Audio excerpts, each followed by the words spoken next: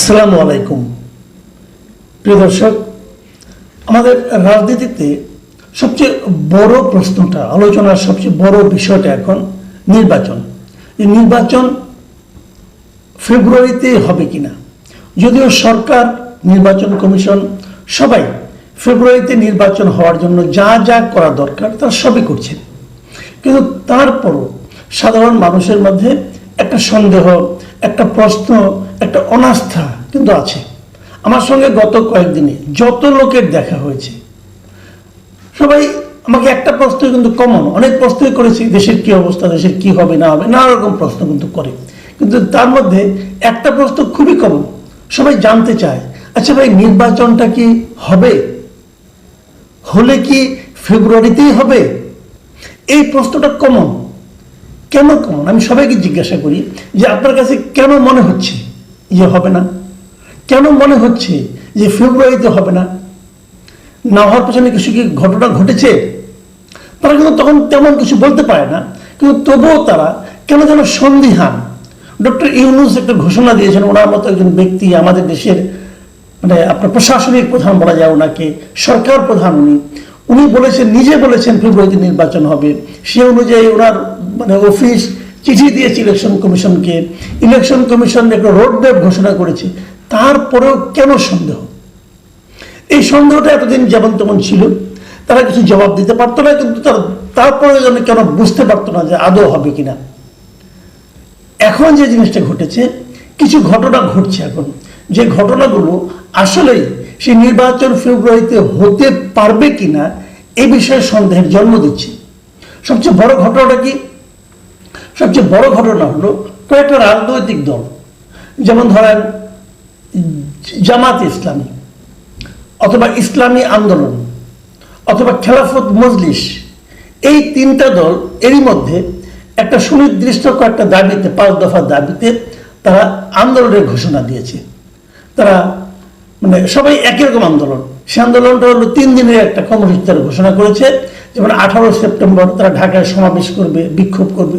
19 September সকল বিভাগীয় শহরে বিক্ষোভ করবে এবং 26 সেপ্টেম্বর তারা সব জেলা উপজেলায় বিক্ষোভ মিছিল করবে। কেন বিক্ষোভ করবে?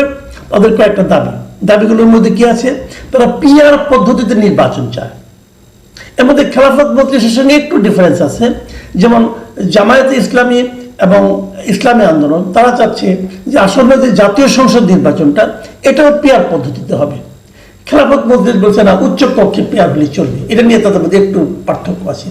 আর অন্যান্য ক্ষেত্রে তারা একমত, একসঙ্গে যারা আন্দোলন করছে। সেই দাবিগুলো কি? সেই দাবিগুলো হলো আপনার সবার জন্য একটা লেভেল প্লেইং ফিল্ড করা, সারা দেশে সকল রাজনৈতিক দলের জন্য যেন একই পরিবেশ বজায় থাকে যারা নির্বাচনে অংশ নেবে। তার নম্বর হলো যে ফ্যাসিস্ট সরকারের যত মানে জুলুম নির্যাতন ছিল সেগুলোর মানে আপনার একটা বিচার করা, গণহত্যা ও দুর্নীতির বিচারকে দৃশ্যমান করা। এবং আরেকটা বড় দাবি, আসলে এটাকে আমার কাছে অন্যতম বড় দাবি মনে হয়, সেটা হলো স্বৈরাচারের দোসর হিসাবে জাতীয় পার্টি ও 14 দলের কার্যক্রমকে নিষিদ্ধ ঘোষণা করা। এই দাবিগুলো নিয়ে তারা মাঠে আছে। দেখুন, এই দাবিগুলোর সঙ্গে কিন্তু মোটামুটি কয়েকটা দাবি কিন্তু সবাই একমত, কিন্তু বিএনপির সঙ্গে দুটো দাবি নিয়ে খুবই বিরোধ। যেমন একটা হলো যে পিআর পদ্ধতিতে নির্বাচন, আর একটা হলো জাতীয় পার্টিকে নিষিদ্ধ করা। এই দুটো দাবিতে বিএনপি তাদের সঙ্গে একমত নয়। এবং এই দুটো দাবি নিয়েই আলটিমেটলি আমার কেন যেন মনে হয় 5 দফাতে বলা হচ্ছে, আসলে এই 2 দফাই ইম্পর্টেন্ট। এই 2 দফা দাবি নিয়েই শেষ পর্যন্ত হয়তো একটা বড় বিরোধে জড়িয়ে যেতে পারে এই রাজনৈতিক দলগুলো, এটা আমার ধারণা। এখন কি ধরনের বিরোধ তৈরি হতে পারে? যেমন পিআর পদ্ধতিটা কি, এটা অনেকে এখনো কিন্তু জানি না। আমাদের দর্শকদের অনেকে জানেন কিনা আমি জানি না। আমি আপনাদের সংক্ষেপে পিআর পদ্ধতিটা একটু বলি, তাহলে আপনারা বুঝতে পারবেন। এটা হলো গিয়ে, ধরা যাক এ দল এবং বি দল, 2 দলের মধ্যে ভোটের পার্থক্য দেন। একটা আসনে একজন পেল 1,20,000, আরেক দল পেল 1,19,000। পার্থক্য কত? 1,000। এখন 1,000 ভোট পার্থক্যের জন্য এখান থেকে কিন্তু ধরেন এ দল পেল 1,000 বেশি, সে বিজয়ী হয়ে গেল। আরেকটা জায়গায়, আরেকটা আসনে সেখানে হয়তো এরকম 2,000 পার্থক্য, সেখানেও এ দল জিতে গেল। তাহলে দেখেন, এখানে 1,19,000 ভোট পাইল সে। এই 1,19,000 লোক কিন্তু বিদলকে সাপোর্ট করেছিল। এই 1,19,000 লোক যারা তাকে সাপোর্ট করার পরেও তার দল হেরে গেল, এরকম কিন্তু সব ইয়ে থেকে কিন্তু হতে পারে। তখন দেখা যাবে 12 কোটি ভোটারের মধ্যে একটা দল হয়তো মানে আপনার 6 কোটি ভোট পেয়ে অথবা 5 কোটি ভোট পেয়ে হয়তো 4 কোটি ভোট পেয়ে সে হয়তো মনে করেন 200 আসনে 300-র মধ্যে 200 আসনের মধ্যে জিতে গেল। আরেকটা দল সে হয়তো আপনার 4 কোটি জায়গায় তার সে হলো মনে করেন 3,90,00,000 পেল, পেয়ে সে হয়তো মাত্র 40টা আসনে জিতে গেল। তাহলে ভোটের পার্থক্য মাত্র 10 লাখ, কিন্তু আসনের পার্থক্য 160টা। তো এই যে 3,90,00,000 তাকে সাপোর্ট করলো, তাদের বক্তব্য, তাদের যে কণ্ঠটা, তাদের যে চিন্তাটা, তার রিফ্লেকশন জাতীয় সংসদে কোথায়? এই সমস্যাটাকে সামনে নিয়ে কিন্তু পিআর পদ্ধতি আবিষ্কৃত হয়েছিল এবং তারা বলেছিল যে যত শতাংশ ভোট পাবে সেই আনুপাতিক হারে সেই দলটা জাতীয় সংসদের প্রতিনিধিত্ব করবে। যদি মনে করেন 10 কোটি ভোটের মধ্যে কেউ 4 কোটি পায়, তাহলে সে 40% আসন সে পাবে। তার মানে ধরেন আপনি যদি 300 আসন হয় তাহলে 120টা সে পাবে। এইভাবে হিসাবটা হবে আর কি। আর যে আপনার মনে করেন 30% পাবে, সে 90টা আসন পাবে। তো এইটা ছিল সহজভাবে বললাম, কিন্তু এটা অনেকগুলো সংকট আছে।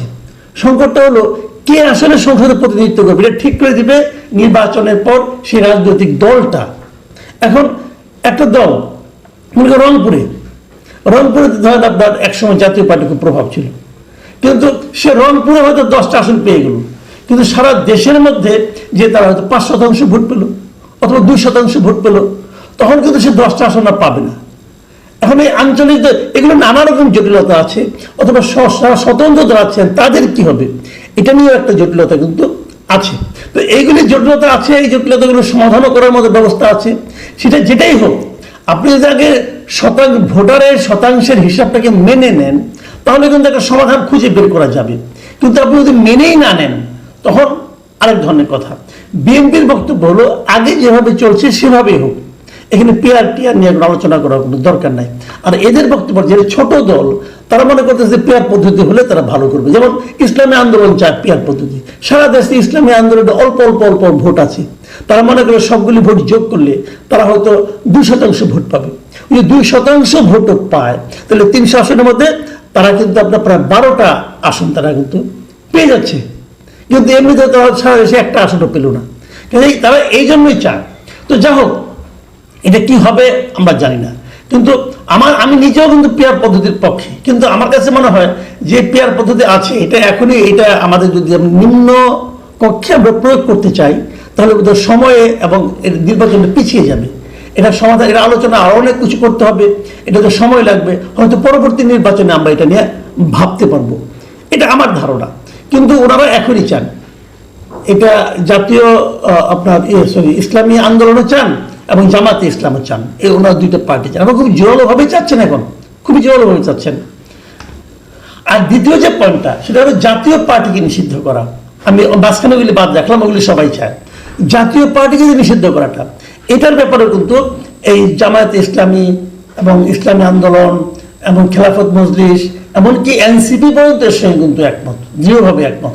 এখন সেটাকে নিষিদ্ধ করা যাবে কিনা, নির্বাচনের বাইরে রাখা যাবে কিনা। বিএনপির বক্তব্য হলো যে তারা কোনো রাজনৈতিক দলকে নির্বাচনের বাইরে রাখতে চায় না। এই বক্তব্যটার মধ্যে এক ধরনের স্ববিরোধিতা আছে, কিন্তু আছে এমন তারা চায় না। তাহলে এই বক্তব্য তাদের আওয়ামী লীগকে যখন নিষিদ্ধ করা হলো, আওয়ামী লীগকে যখন নির্বাচনের বাইরে রাখা হলো, তখন তারা বললো না কেন? তখন কিন্তু তারা বলে নাই, এবং তখন তারা নিজেদের সুবিধাটা দেখছে। এখন আবার জাতীয় পার্টি যদি নিষিদ্ধ হয়ে যায়, তাহলে বিএনপি আবার মহাবিপদ। এই কারণে বিএনপি মনে করছে এই জাতীয় পার্টি নিষিদ্ধ হয়ে গেলে পরে তাহলে সেক্ষেত্রে হয়তো জামাতের একটা সুবিধা হবে। কেমন সুবিধা? দু ধরনের। একটা হলো ভোটের বাজানোর সুবিধা হবে, আবার দ্বিতীয় দিক দিয়ে আরেকটা সুবিধা জামাতের হতে পারে, সেটা হলো জামাত তখন বার্গেনিং করার জন্য খুব স্ট্রং একটা পয়েন্ট পাবে। ধরা যাক কথার কথা যে আওয়ামী লীগ নাই, জাতীয় পার্টিও নাই, তখন জামাত যদি পিআরের দাবিতে বলে পিআর না হলে আমি নির্বাচনেই যাব না, তাহলে বিএনপি কাকে নিয়ে নির্বাচন করবে? একা একা করবে? এটা তো সম্ভব না।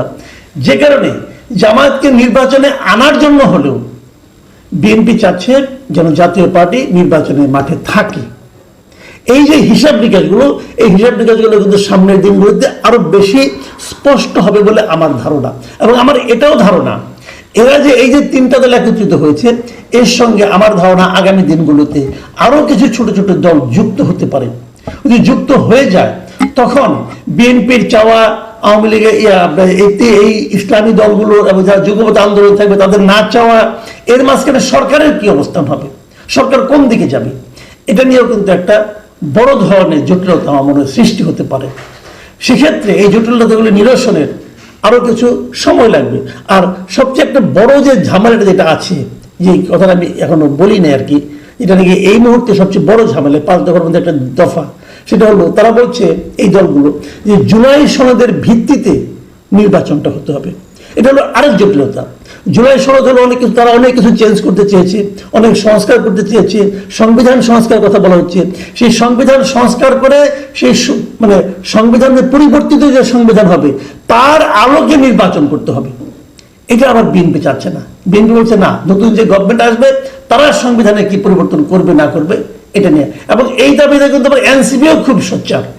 কাজে এই যে বিরোধগুলো আছে নির্বাচনের আগে, এই বিরোধগুলো মেটাতে না পারলে নির্বাচন আসলে ফেব্রুয়ারিতে হবে কিনা এটা নিয়ে কিন্তু আমার মনে একটা সন্দেহ আছে।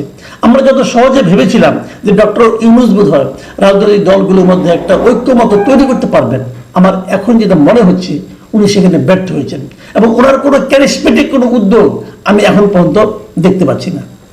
আমার বটম লাইনটা বলে শেষ করি আজকে আলোচনা। আমি সবসময় একটা কথা বলি, সেটা হলো জাতীয় ঐক্যের কথা বলি, যে ঐক্যবদ্ধ না হলে পরে কোনো জাতি অগ্রসর হতে পারে না। ডক্টর ইউনূস সাহেব সেই জাতিকে ঐক্যবদ্ধ করতে পারেন নাই। আমরা আওয়ামী লীগ আমলে দেখেছিলাম, আওয়ামী লীগ জাতিটাকে বিভক্ত করে দিয়েছিল মুক্তিযুদ্ধের চেতনার হুজুগ তুলে। এবং আমি ডক্টর ইউনূসকে দেখেছি, উনি জাতিকে আরো দ্রুত, আরো শার্পলি ডিভাইডেড করে দিয়েছেন। এই জাতির ভবিষ্যৎ কি হবে আমি জানি না। প্রিয় দর্শক, এখন এ পর্যন্তই। আল্লাহ হাফেজ।